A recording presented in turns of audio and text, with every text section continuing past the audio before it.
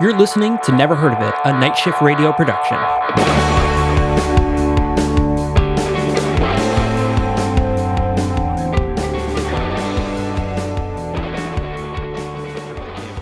Headphones. Careful. Let me tell you, I wish so badly that we both had puppets to do this entire YouTube episode as puppets. How awesome would that be?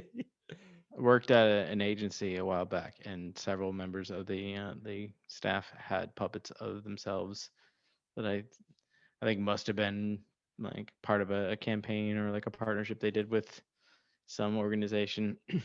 With a puppet. And it was pretty great. That's like sometimes they would just sit around in meetings using the puppet.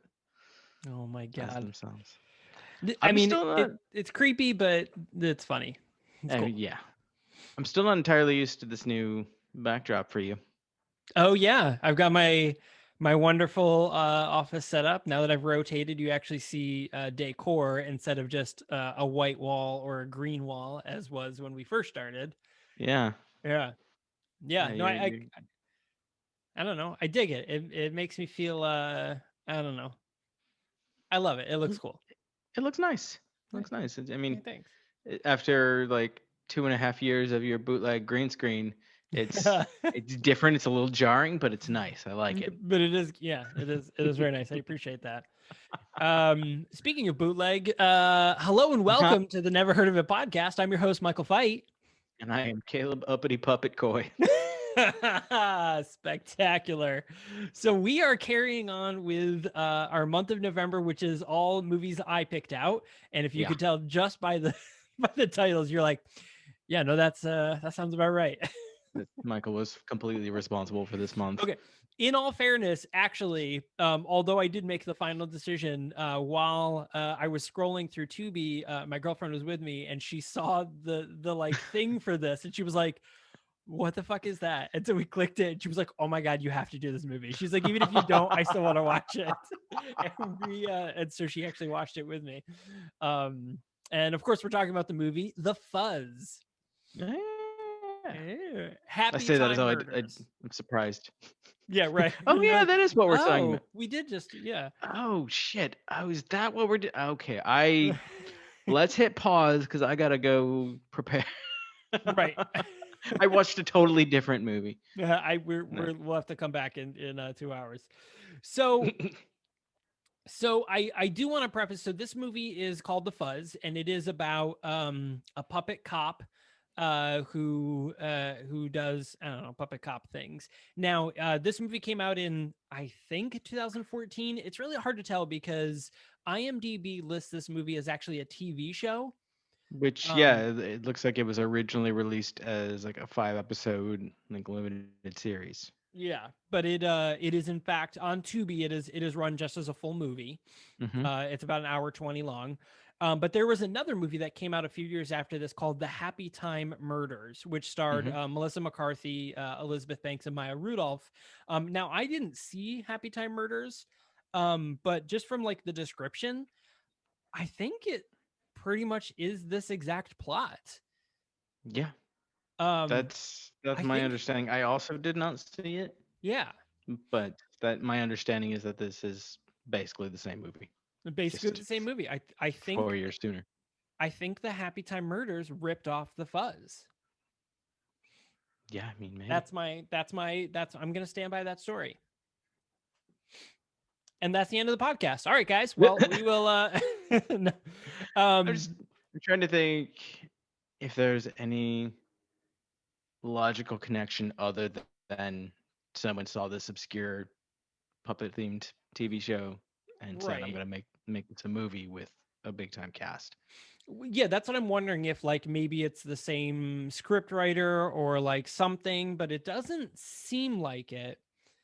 So this was written by directed by Duncan Skiles, but is written by Christopher Ford. Christopher Ford has a couple of things under his belt. So he is credited as the writer for Spider-Man: Far From Home. He is credited for Robot and Frank, a film called Cop Car, which actually stars Kevin Bacon, and I do remember this, and I guess it's about a fucked up cop. That's pretty cool. And then there's one called Our RoboCop Remake, which looks like a low budget remake of RoboCop. And then the Clovahitch Killer or Clove Hitch Killer. I don't know how English works. Nobody But knows how English works. yeah, but I mean, it's crazy that this is something that he is. Well, he's the creator of this, but he specifically was the writer for Spider-Man: Homecoming, which is this is wild. I mean, Interesting. yeah. And then the director Duncan Skiles looks like he did a few other things that are puppets. So he did Stories from the Felt, which is I would assume a puppet thing because it's felt.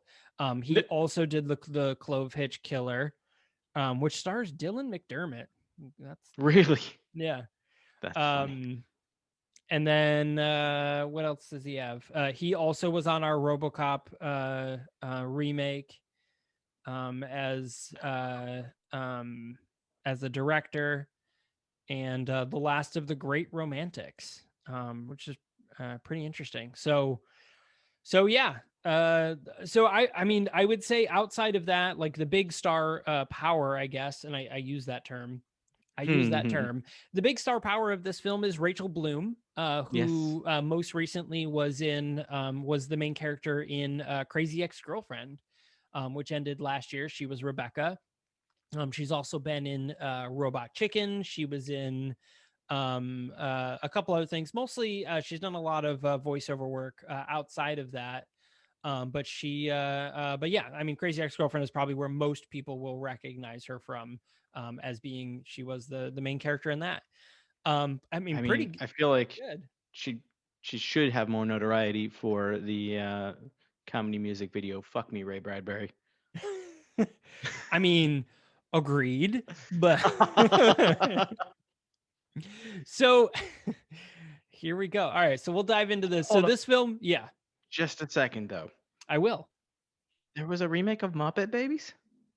Yeah, there's a remake of the Muppet Baby series, but it is definitely meant for much younger kids. Like I'm talking like the under 4 crowd. It's very like sharing is amazing and here's how we do this, and you know, here's what we do when we have feelings. Like it is definitely not the Muppet Babies we grew up on, which was Fuck like feelings. right. Seriously. Fuck your feelings.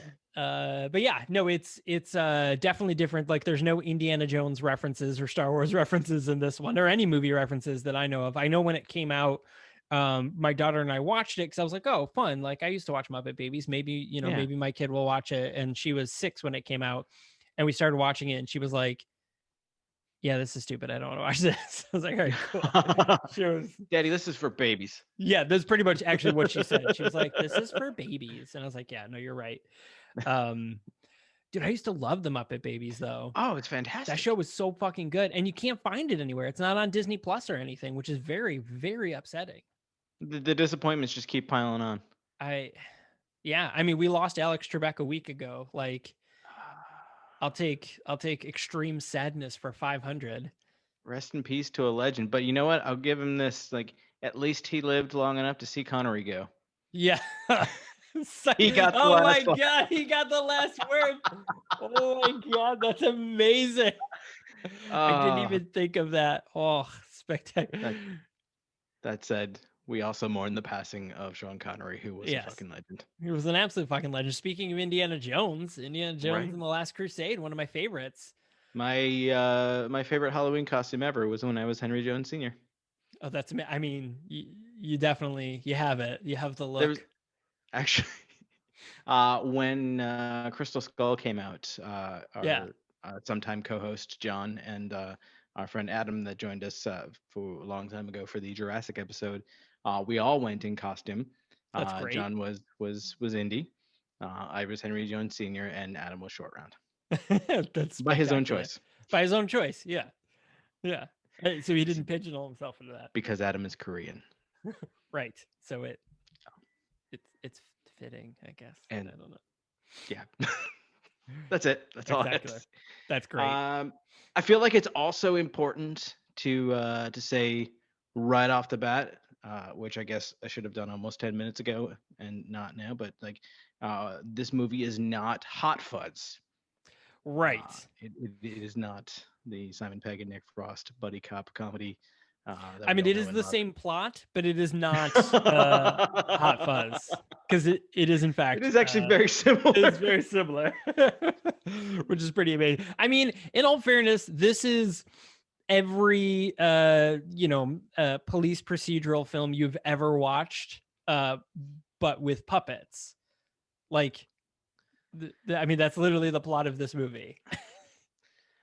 I have to say, I'm really impressed by it. Like, I mean, again, this feels like it had to have been a pretty low budget overall, Yeah, and of course, a very large percentage of the characters are puppets, right. uh, but surprisingly cohesive and like quality in the in the filming and in like the scenes with the puppets. They integrate really well. Like, it doesn't Yeah. feel janky. It doesn't feel like some kind of, you know, back alley carnival show sort of thing. Like, it feels like a real movie. No, this again, like it definitely is, and a lot of the characters are great. Like the chief is fucking great. Like she was great in this movie. So, Um, where is she? Chief McNair, Dorothy Fox. I haven't confirmed this, but I am 98% positive that Dorothy Fox has done some stuff for The Onion. oh, that's Specifically, great. I'm thinking of the video about young kids getting stoked. And now he's dead. What? Really? Well, I assume he is. Have you seen that? If no, like we have to find it later, and I'll share it with you. It's great. Oh Kids getting man, no, I'll stoked. definitely have to check that out. So the main guy from this, I didn't, I thought I recognized him, but so John Gabris, the human cop Sanchez, he's done some voices for American Dad. He was in the show Brooklyn Nine-Nine. He was in Bad Hair, which is a recent horror Oh yeah. film on Hulu. He was in Bombshell. I mean, he's been in a few things. I recognize him. I recognize his voice, which is pretty good. But David Fino, who played Herbie, the voice of Herbie, has been in a few things. So he did some of. He was on Last Week Tonight with John Oliver. He's done some. It looks like maybe some puppet work with him. Yeah, it looks like he's done a lot of puppet work and voiceover work. Yeah, he was all puppet. He's a puppeteer, so I would assume he did the puppet of Herbie as well as the voice of Herbie, which is yeah. And then Peter Bradley is the voice of Rainbow Brown. He's also been in a few things, mainly as a puppeteer or a voiceover actor as well. Nothing spectacular, like nameable, but yeah. Um, All right. yeah, So I haven't confirmed that she's definitely the person I'm thinking of from that exact skit from The Onion, but she has definitely done work in that time period with The Onion. So that ups my positive level to 99%. that's some pretty good Uh, detective work you did there. and like I recognized her right away. I'm like, wait a second, who is this? Oh my gosh, she's from the kids getting stoked video. I'm stoked right now. I'm stoked right now. So the Fuzz is available on Tubi TV. It is free to watch. Our friends over at Tubi TV, so definitely check it out there if you want. Content warning: there is a lot of swearing. There's a bunch of sex jokes and sex references. There is puppet on human sex, although there is no nudity. There is that sex, and there is talks and references to drug use. However, drugs in this film are jelly beans. Puppets get high on jelly beans, Yeah, like actual jelly beans. like actual jelly beans. It's not like slang Of for course. anything. It's just legit jelly beans. Because they're like street name jelly beans, Jelly, actual name jelly jelly beans. beans. Oh, okay. So Yeah, yeah, it's not. yeah. No, that's it's legit what it is. So the film starts off and we see the film starts off with a scene where we see a puppet hand falling to the ground with a tin can full of coins in it, and it dramatically falls to the ground, implying that, you know, a person was dying or something. And then it jumps forward. It jumps forward a few years, and we see Herbie. So we learn that Herbie is or we're seeing like the scene of Puppet Town, and we're seeing that, you know, the Puppet Town is somewhere in Brooklyn. It has a bunch of junkies on it. It's kind of a port. I love it's just like somewhere in Brooklyn. Somewhere in Brooklyn. Yeah, I mean, in all fairness, somewhere in Brooklyn there probably is a Puppet Town. Let's not lie. Yeah, I mean, I assume this is a true story. Right. Right. You know, somebody's like, oh, where do you live? Oh, I you know, just south of Dumbo, but like 2 blocks north of Puppet Town. I'm somewhere, somewhere in that area. Brooklyn's a weird place. By Melty's, right around the corner from Melty's Ice Cream. Melty's Ice Cream. And Seb's. Yeah. Wait, Ghost Rider. What? Is Apple TV resurrecting Ghost Rider? Oh, sorry, I'm getting distracted really easily. You are getting distracted really easy. Ghost Rider was a character on Agents of S.H.I.E.L.D. They had Ghost Rider on the show. Not Ghost Rider, Ghost Writer. Oh, they did resurrect it. Yes, and it's actually pretty good. Okay. Yeah. Yeah, it's like 2 seasons in. Like that was like a premiere like launch with Apple TV series. Oh my goodness. There are a couple of good shows on Apple TV. Dickinson is actually a really good show. That actually looks kind of good. Yeah, Haley Steinfeld did a really great job in it. It's very cool because like everybody else acts of the period, like of that era, but Emily Dickinson, Haley Steinfeld is very much like she acts like a modern person. So you feel how very out of place she is. It's cool. The other one, C, was really fucking weird. I was not Jason a fan. Momoa? Yeah, with Jason Momoa. It was really fucking weird. I couldn't get into it. I think I got maybe like 3 or 4 episodes in, and I was like, I don't know, man, I can't do this anymore. It's really fucking weird. So C is everybody in the world is blind and has like evolutionary have gone blind, and like society's kind of like crumbled. But then a child is born that can see. And so like it's, you know, them, you know, one group wants to kill her, the other one wants to protect her, and it's, you know, it's a that thing. It's Willow, but with seeing. I'm very excited for Willow. I kind of need to know how they know that the kid can see. Right. We're like, how would you know? Yeah. And the kid was like, oh, that's red. And they're like, yeah, wait, what? The fuck is red? That's, oh man. What even is red? What? I mean, you know.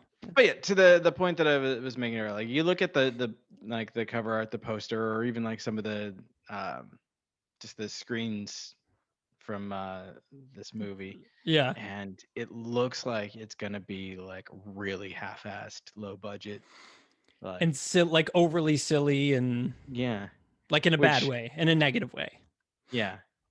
Which it is very silly, but done right. And yeah, like it surprised me how well the puppet characters integrated into the film. Yeah, no, I completely agree. So so as we mentioned, so the film starts out with Herbie. Herbie, we see the Puppet Town, and we see that Herbie is a cop, you know, on the walking the beat, doing the puppet beat, and a human robs a store, and as he's running out, you know, Herbie goes to pull him over, and you know, or goes to arrest him. He runs. There's a chase, you know, and Herbie finally captures him. Sick parkour. Yeah, some sick puppet parkour. And Herbie finally, you know, arrests him, brings him into the to the precinct to downtown, brings him downtown. And this is where we kind of get even more so that we learn that puppets are not looked upon as equals in this world, in the human puppet hybrid world. Puppets are not looked upon as equal. Puppets are treated like shit. Like absolute garbage, because Herbie brings the perp in, you know, after getting shot. He gets shot in the arm, or no, he gets a cut on the fence as he's trying to get him. He actually, you know, he cuts his arm, and of course it's all fluff that comes out, which was clever. You know, and he gets the robber, he brings him in, and the human cops let him go, and they make the jokes of like, well, hey, hasn't everybody knocked over a bank in Puppet Town? And he's like, yeah, man. And he's like, oh yeah, we've all been there as kids. And the other one's like, I still do it. And then they like high five on it, which is actually a really funny scene. Sometimes you just gotta blow off a little steam. Yeah.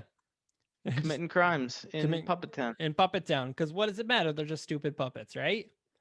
I do like that the robbery scene introduces us to an excellent running joke throughout the movie, where there's an elderly woman puppet who Yes. is just casually walking down the street minding her own business, and as the robber comes out of the store, she's in the way, and he just shoves her aside, and we see her repeatedly throughout the movie, getting just kind of tossed around, run over, all sorts of with harm with to this poor with a old lady. really funny like payoff at the end of that too. It's not even just like a, oh, this is a thing we're going to do 2 or 3 times. Like they even wrap up the story in the end of it, which is great.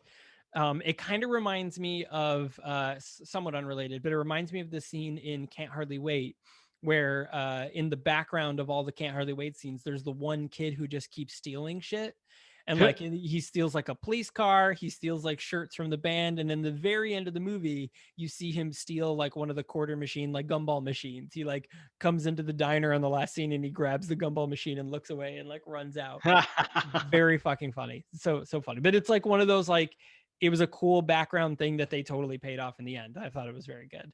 It's a little bit of a stretch, but I would say that it's almost a Monty Python type gag. Yeah. I like airplane-ish too. Yeah, or like Yeah, not airplane, Naked Gun. Um, very that's much the like same you would see in that. Well, I mean, yeah, but yeah. thing. Robert It's Zemeckis Leslie before he Nielsen in went it. crazy. What does it matter? What is it? Yeah, it's all the same. So we see that Herbie's, just kind of getting shit on, and it's a big ordeal. And now we kind of jump over to where we meet the character of Rainbow. Rainbow is the character we see on the cover of the cover art of it. He's the giant character in the background. And Rainbow, we see is a jelly bean pusher. He is a drug dealer. He is the puppet drug dealer of Jelly Bean Town, of Puppet Town for jelly beans. But he is kind of like he works for this human called Jake, and Jake works for a big boss named Sunny. Sonny. Yep, who is played by Joseph Ganascoli. And Joseph Ganascoli, you might remember him as Vito Spatafora from The Sopranos. These are great names. Yeah. Yeah, so he was where was he? He was also in, I mean, he's been in a few things. But yeah, that's probably what you recognize him from the most is The Sopranos. He was also in Men in Black 3. He was just a New York Mets fan. He was in the show White Collar as Salvatore, not being typecast at all. No. He was in Circus Maximus as Uncle Vic. Wait a minute.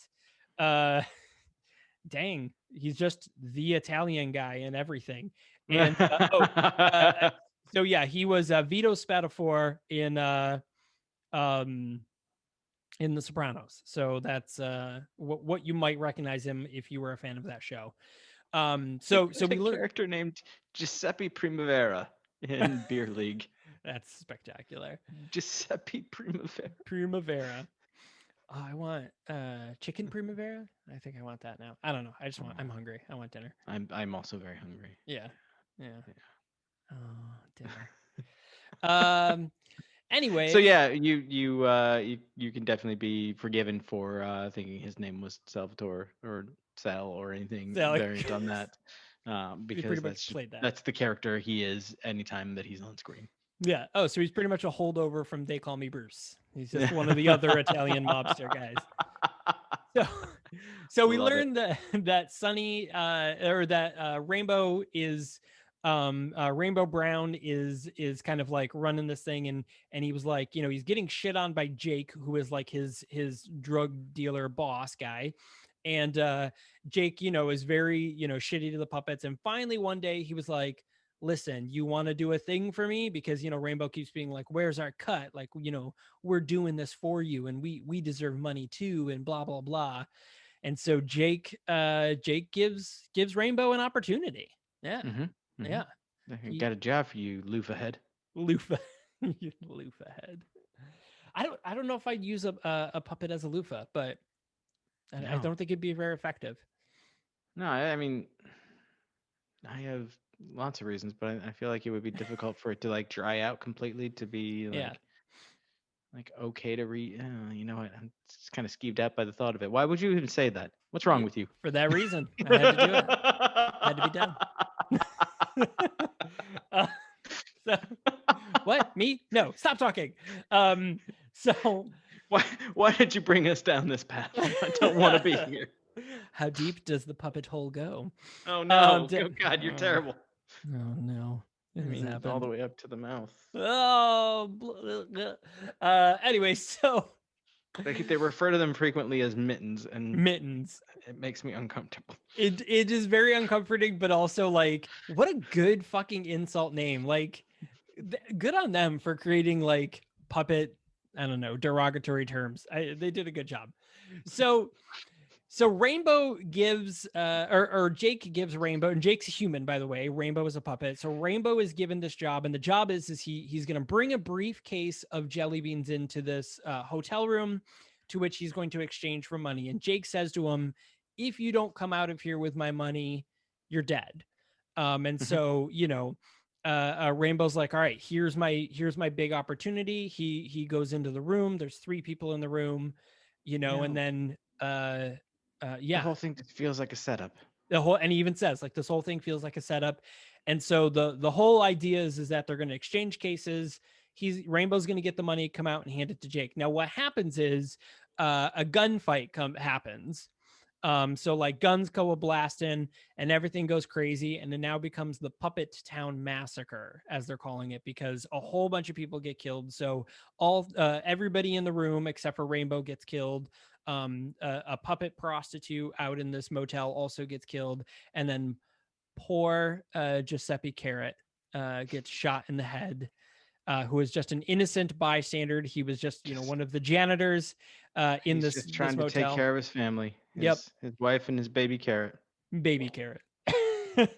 And so he's dead, and now the news is all over. Snoopers is all over the police department. Snoopers is Snoopers be the Snoops. Snoopers be Snoops, and is the Snoop report. And Soft for hard truths. yes, No, Archer. was it the no fluff No zone? fluff, no fluff zone. So so now there's a Puppet Town Massacre. It's bad PR for the cops, and the press is like, hey, is this an instance in which we're that the police don't care about puppet lives? And she gives the all lives matter, all puppet lives matter, or whatever. And she and so she was like, I'm gonna totally do a puppet task force, and I'll tell you about it later, after she sees Herbie there. And this is where Herbie is assigned as the puppet task force head. Now, I think before we head off to a break, because we're going to have to a break. So we're going to leave it at that for now. We're going to come back. We're going to talk about the plot, the rest of the plot, how it gets in, and what happens with the puppet task force. But before we go for a break, Caleb, is there a wonderful website that people could go to learn more about Never Heard of It? Oh, well, I'm glad you asked. Yeah, you can always visit thenahoits.com. That's THENHOIT.com. On which, of course, we have our schedule of upcoming episodes for the month. Links to trailers to check out for yourself, as well as links to where these films are streaming if available. And of course, I would be remiss if I didn't mention the contact form on there, where you can reach out and tell us what you think, if you have thoughts or opinions about the show, or you want to request a movie for us to watch.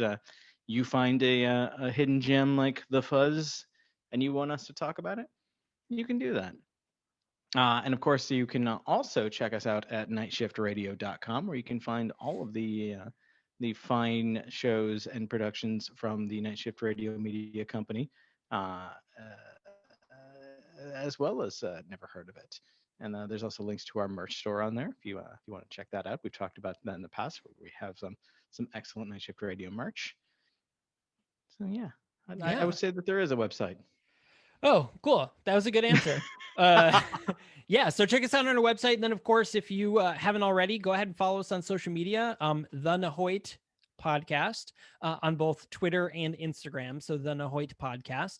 Not only same thing there, you'll see clips of past episodes, let you know what's upcoming. It's also a really great spot that if you're like, hey, I don't want to go all the way to your website and fill out a form, but you're like, oh my God, I just saw this trailer for this movie on Twitter, just tag us and be like, hey, you Yeah, should talk about this movie. It's happened do it. before. It's actually how we found the Velocipaster. Somebody tagged us on Twitter and was like, have you talked about this movie yet? And we hadn't. So we did.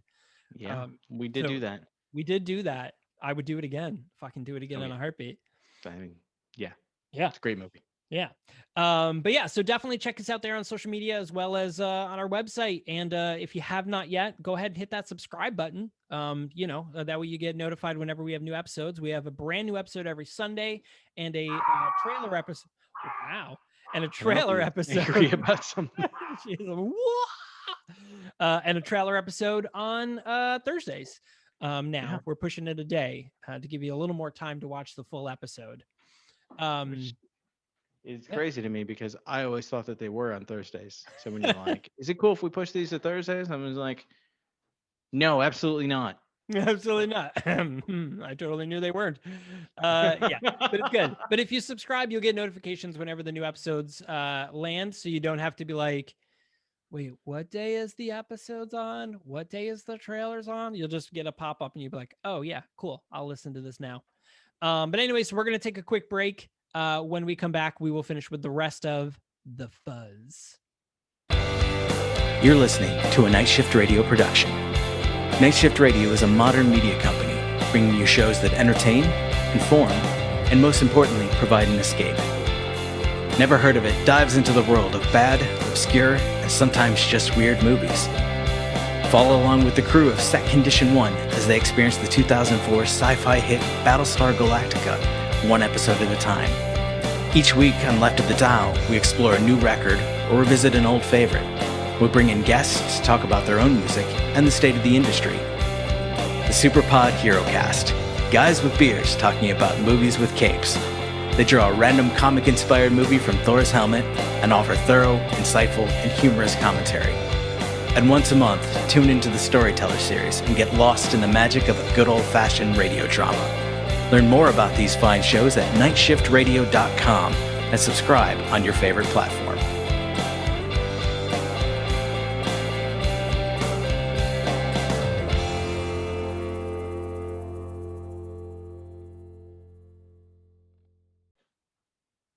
Hello and welcome back. Oh, Hi. Hi, I didn't see you there. Oh, hi. You're probably wondering why I called you here. But yeah, so we're talking about the Fuzz. So when we left you, Herbie is now in charge of the puppet task force, and he's been given a partner called Sanchez. And we learn, and Sanchez is the person we talked about earlier. He is human. Herbie is a puppet.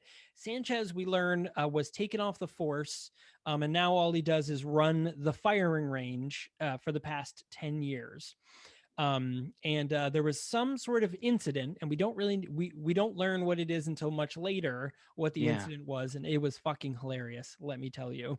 But we don't learn what the incident is until later. But Sanchez had an incident and his gun was taken away from him and he was put to firing range duty.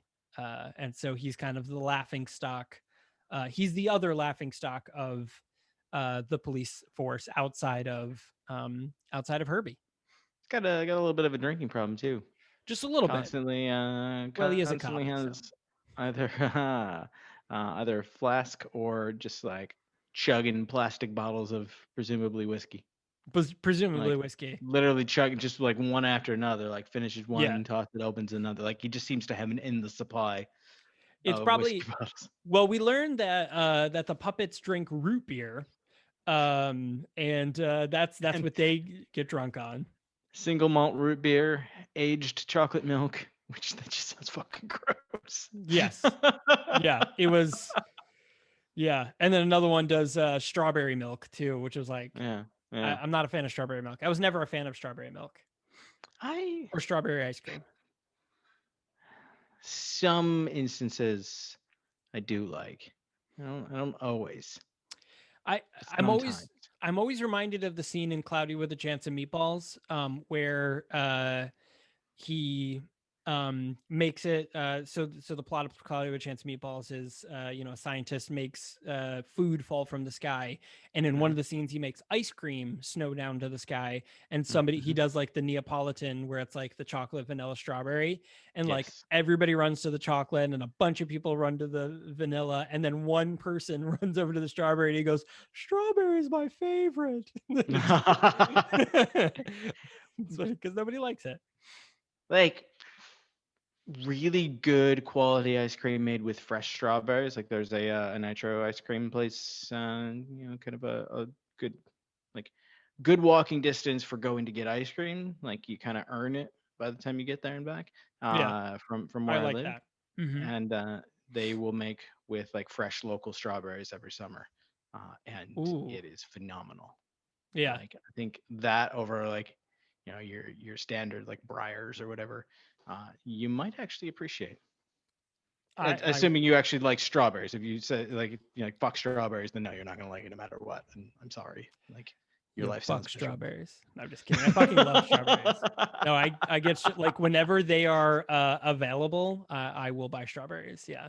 Although we do have an endless supply of blueberries in my house. There's every time I open my fridge, it's like they multiply. There's always more blueberries. And like just the other night, my girlfriend and I, we sat down and we ate like the whole fucking thing of blueberries. And then like a day later, there was just more fucking blueberries in the fridge. I'm like, how does it we always have blueberries? And she was like, I really love blueberries. And I'm like, I mean, same, but like, how the fuck do we always have blueberries? This is amazing. I've been putting frozen blueberries in my smoothies a lot lately. Yeah.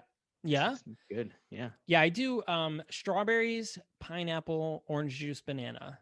That's my strawberry and a scoop of a like a veggie like a powder like substance. Powder. Yeah, like a protein powder, but it's supposed to give you like a whole bunch of like a veggie over a shot or something. Yeah, it's nice. It's actually pretty good. I do some sort of greens like a spinach or kale, fresh if I have it. Or, yeah, that's where the powder comes in, so I don't have to use it. And I do just various frozen fruits depending on how I'm feeling. So it could be like strawberry and peach and blueberry, and then maybe some banana as well if I'm feeling like I need some potassium. And, oat milk. And lately I've been doing a sprinkle of ginger and turmeric as well. Yeah. Turmeric. Yeah, that's a good one. For the joints. Yeah. Keep the inflammation down. I need that. My guts and joints, they're having a fight all the time. Welcome to almost 40.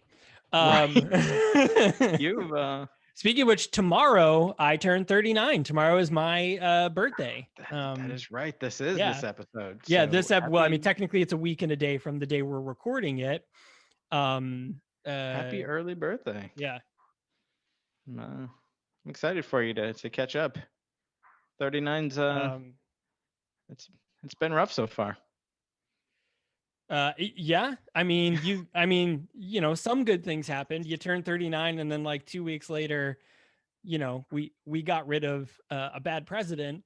But then Sean Connery and Alex Trebek died. So it's kind of balanced. It's been tumultuous, I think, to say the least. It has been quite the an emotional roller coaster. Yeah. Because I had my whole week away, the retreat. I've gotten started in earnest with my new job. There's been the 5 week long election week. Just all sorts of 5 week election week lasted all of this year. Seriously. Yeah. 2020 has been the longest century. Yes. Oh my God.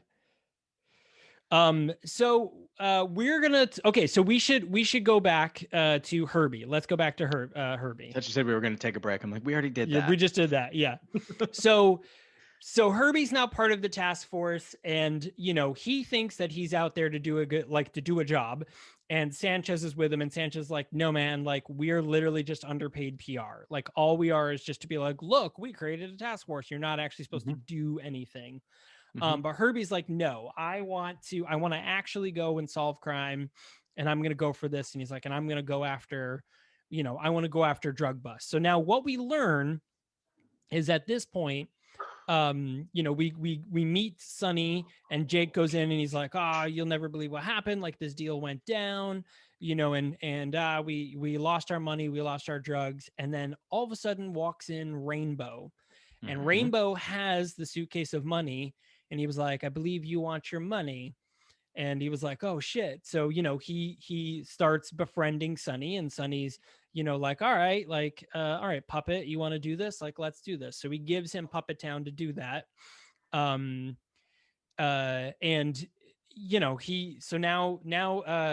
Rainbow's getting more involved in the jelly bean pushing business. But at some point we're starting to see that Rainbow is a little into Roxy, who is Sonny's girl, played by Rachel Bloom.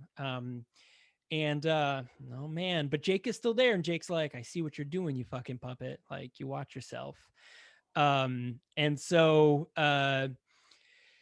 shit gets down. So eventually, Rainbow makes his move on Roxy, and Sonny and his crew walk in on it. And of course, he's like, this is funny. Look at you, silly puppet. You think you have a chance with Roxy. And Rainbow, he does it to him, man. He guns them all down, everyone but Roxy. He's like, Roxy and I are leaving, and then pow, pow, pow, pow. Everyone dead except for Jake. Yeah, Jake gets away. And like, I feel like that might not bode well for Rainbow's budding crime empire. Yes. It's, somebody that's going to be working to get you down, I guess. But yeah, so we see that so now this is all go down. Rainbow's now in charge, right? Rainbow's in charge of all this. He is he's running the show. He's got Roxy, and like he's starting to build an empire. Like he's really into it with the rest of the puppets, and he even gets the Banana Brothers involved. I heard they're loco. I heard they're loco. Oh, what a fucking great scene that was. So the Banana Twins, the Banana Brothers are the two banana twins, and they just make a bunch of banana jokes. And it's great is how Rainbow wins him over, is by making a banana joke. He's like, what do you think I am? Yellow? And they're both like, whoa, and they're into it. So it was pretty pretty fantastic. So many puns. So many. It was fantastic, especially coming out of Puppet Mouth. It's great. Yeah. So at this point, Herbie's really trying to be a good cop, and he senses that all this is going on. He's like, all right, I'm gonna solve the murder of this, and he learns that Rainbow is the one kind of behind it. And so he's like, oh shit, like we got to do something. But we also learned that Herbie has a little lady and a baby on the way, which the baby just sort of shows up one day. Yeah, which is pretty good. She's pregnant one scene, and like then there's the baby later on. Yep. Yeah. Like, not a lot of time has passed. It's literally like a day. Yeah. It's pretty fantastic. Good for her. She's up and she's walking around. She seems to be doing great. Kid's very healthy. Like, yeah. He's good. Herbie Jr., which is also that's a car, right? The Love Bug, Herbie the Love Bug. Yes. And then Herbie Jr. That was that. That's a reference. That's a reference. It's a Disney reference. Congratulations, you made it. I done did it. And anyway, so long story short on this one, Herbie and Sanchez, Herbie ends up going undercover, becoming best friends with Rainbow. And what we learn is that Rainbow and Herbie used to be best friends. And the scene we saw in the very beginning of the movie of the hand falling with the coins is because Herbie and Rainbow were young kids out on the street, singing to make some extra coin. And, what happens is another puppet steals their coins from them and runs away. Rainbow goes after the puppet, Herbie goes after a cop, to be like, oh my God, this is what's happening. When the cop turns the corner, Rainbow is beating up the puppet with a wiffle bat, and Yes. Rainbow ends up going to jail for assault. And that's where everything, Which yeah. he's like 8. He's like, yeah, I mean, he's like a He's a kid. They're like literal little child. kids. Yeah. And they like just throw him in prison like until he's well into adulthood, or at least Yeah. late teens. It's hard to tell with puppets. Right. I mean, puppet age. All right. So I'm gonna sidetrack us for just a moment Always. because you made the reference to Herbie the love bug. Yeah.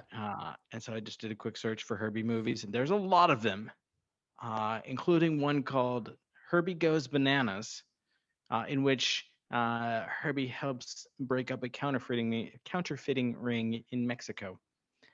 And it has me wondering how much these are like deep cut references to that movie, and like Herbie interacting with Latino bananas. Oh my God. That would be a fucking like meta reference right there. That would be Yeah. the Whoa. deepest of deep cuts. The deepest of deep cut. That's wild. I didn't even know this movie existed until like moments I remember ago. Herbie. Isn't Don Knotts in Herbie? I mean, probably. There was also the remake, which I think was it Lindsay Lohan in the remake of it? She was, yes.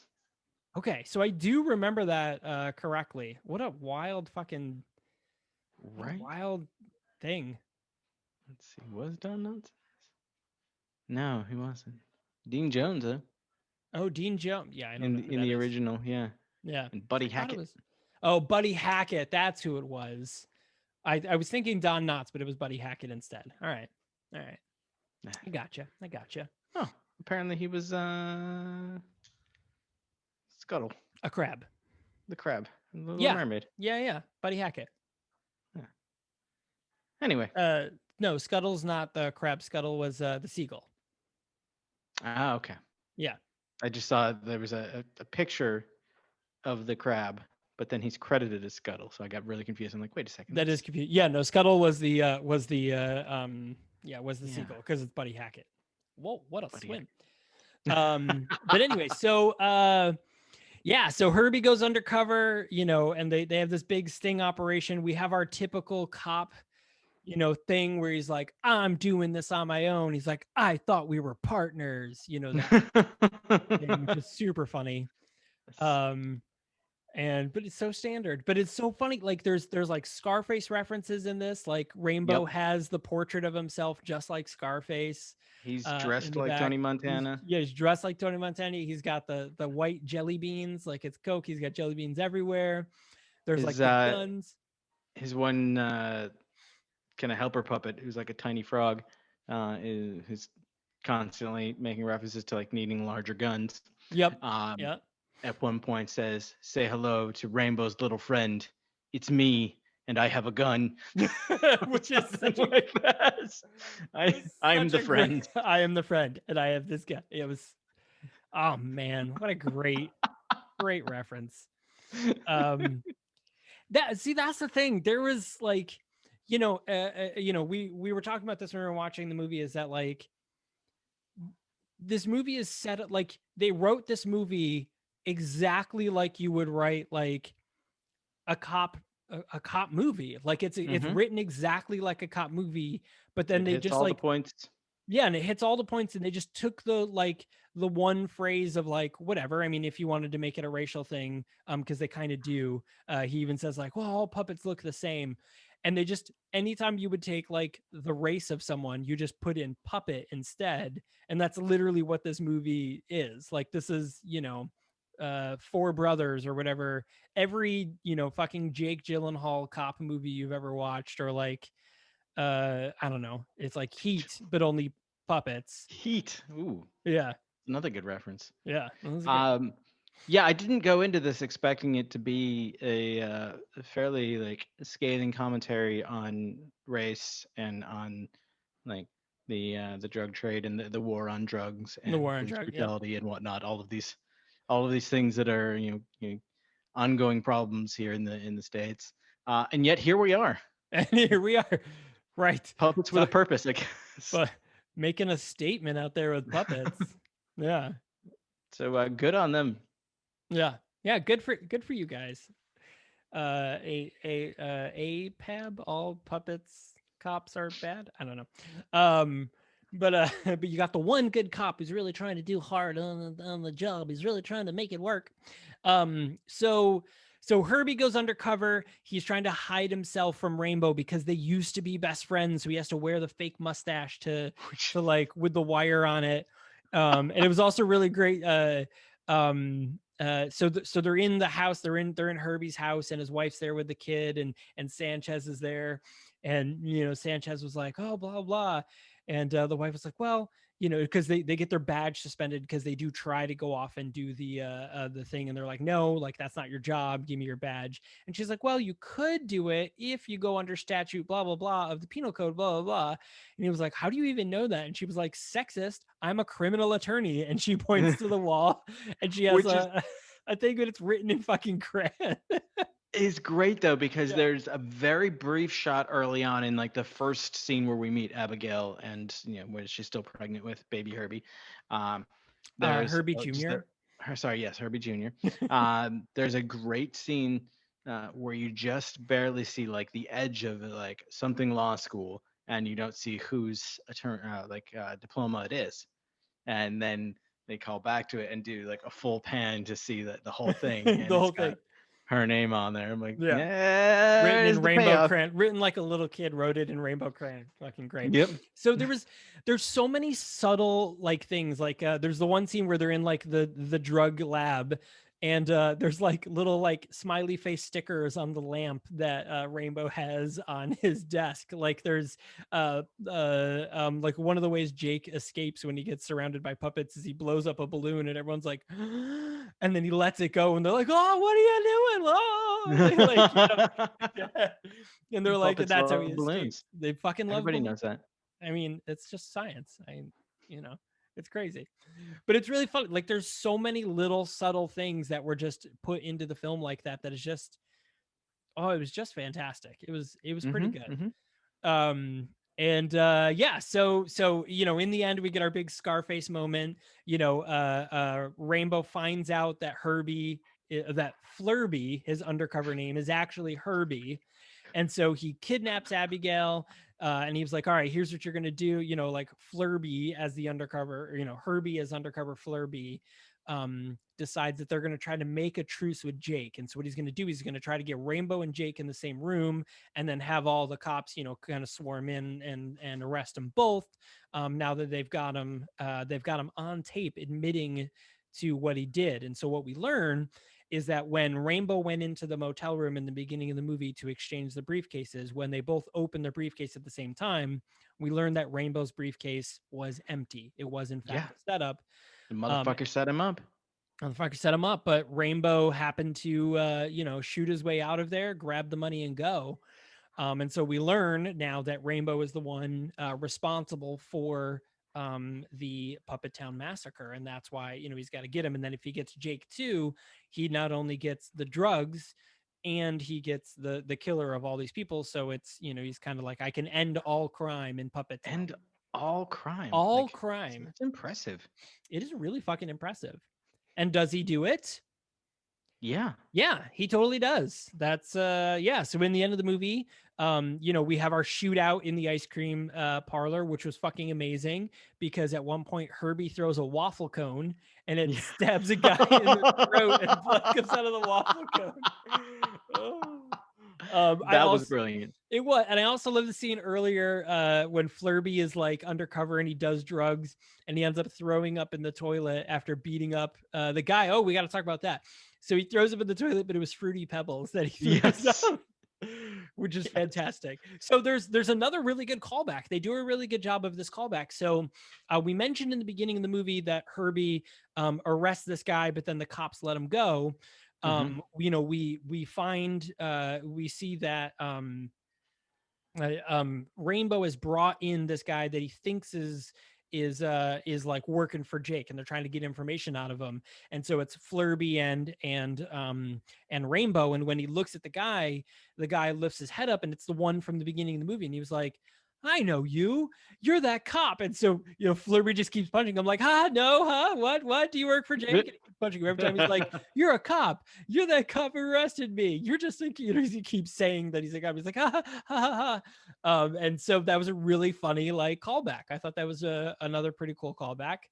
And then, okay, so now we're back to the end of the movie. We're jumping around, but we're back to the end of the movie. We have our Scarface scene.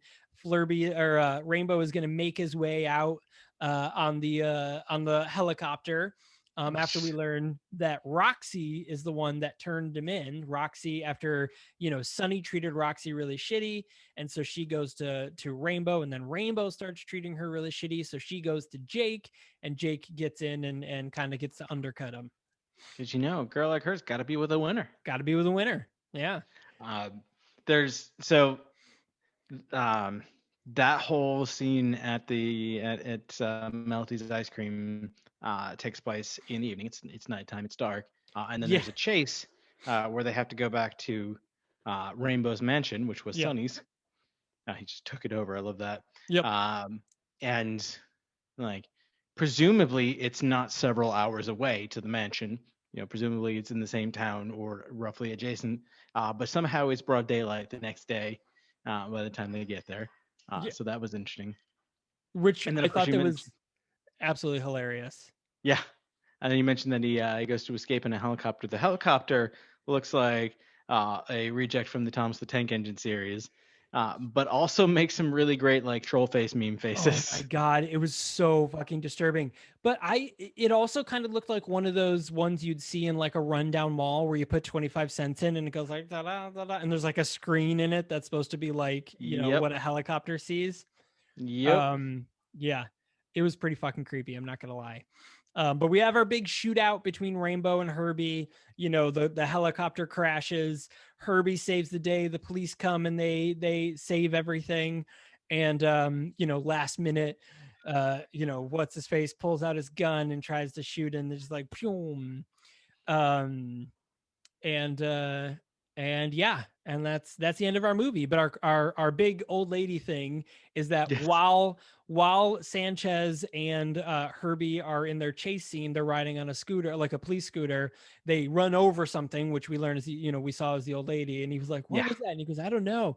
Felt like a bag of dry leaves." Dried leaves. And then at the very end, we see the cops and they're there arresting everyone, and they pull the old lady from like in between the wheels of the motorcycle, and they're like, "Come with us, you're under arrest." She's like, "But I didn't do anything."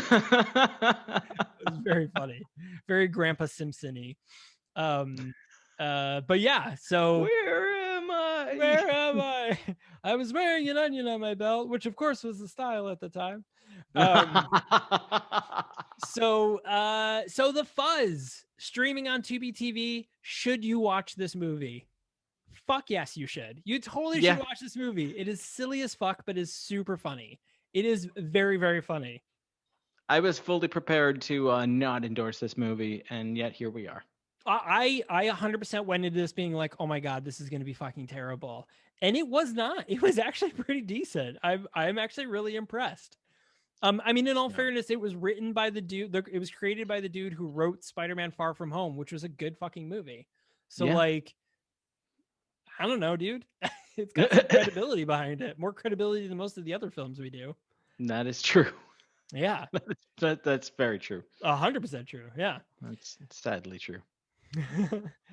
So again, this movie is streaming on Tubi TV for free. You don't even have to sign up to watch it. You just go tubitv.com, search The Fuzz, and then just fucking hit play, and that's it, man. Do it. It's easy.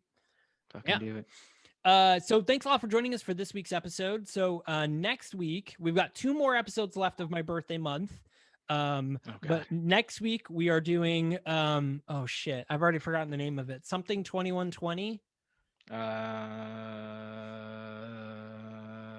It's like a time travel movie. Escape 2120. Escape 2120. Which I'm excited for this one too. I love me a time travel film. Yeah. And I don't know. I hope this one's good. It might be really, really bad, but it might be like a cool like indie gem. We'll see. I guess we'll find out. I guess we'll find out. And then we're gonna Yeah, end the I month. guess we will. I guess we will. And then we're gonna end our month with the Terry Gilliam film Jabberwocky. Yes. Which I think is gonna give us more puppets. I keep forgetting that it's Terry Gilliam, and every time I'm reminded, I get excited. You're like, oh yeah, all right, yeah. Oh, so that one should be pretty exciting. Oh wait, no, it's not. So thanks a lot for joining us, everyone, and we will see you next time. Yeah.